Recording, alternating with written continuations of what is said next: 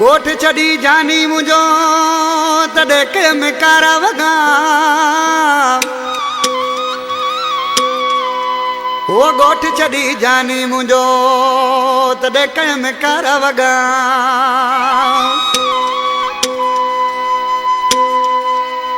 वो तेरो मां प्यो मां मिठान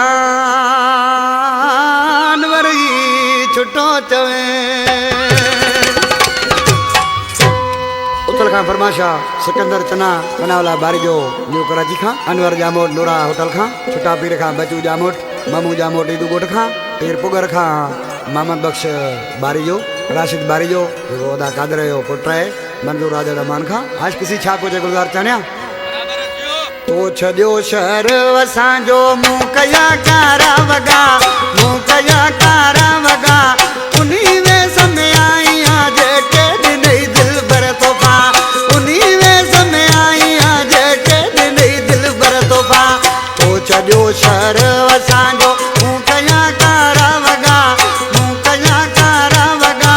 उन्हीं में समय आई आज के दिन दिल भर तोहफा उन्हीं में समय आई आज के दिन दिल भर तोहफा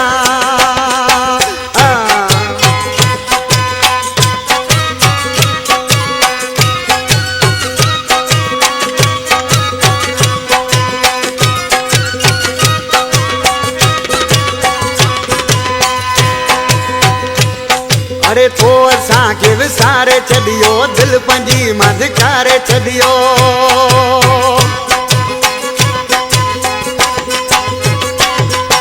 तो असां के विसारे छड़ियो दिल पंजी मधकारे छड़ियो कौन तो विसरी असां का हिक घड़ी मुंह जा मिठा तो छड़ियो शहर असां मुंह कया कारा वगा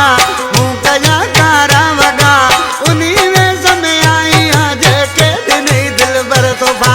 उन्हनि व्यसन में आई आज के दिन दिल भर तोहफा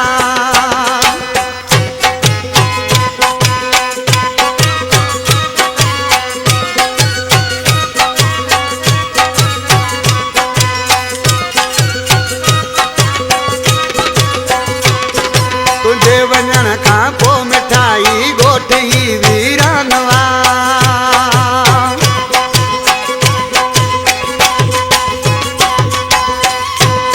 तुझे वञण खां पोइ मिठाई गोठ ही वीरानवा ॿिया सभई आहिनि हिते पर तूं मूंखां आई जुदा ॿिया सभई आहिनि हिते पर तूं आई मूंखां जुदा तो छॾियो गोठ असांजो मुंह कया कारा वगा मुंह कया कारा वगा उन्हीं में समय आई आज के दिन दिल भर तोहफा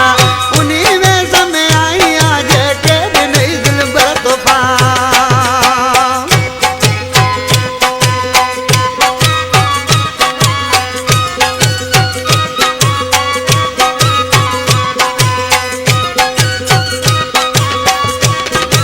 तो भी करे थोड़े बहानो हसन ईंदो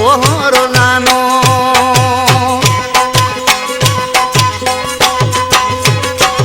तो भी करे थोड़े बहानो हसन ईंदो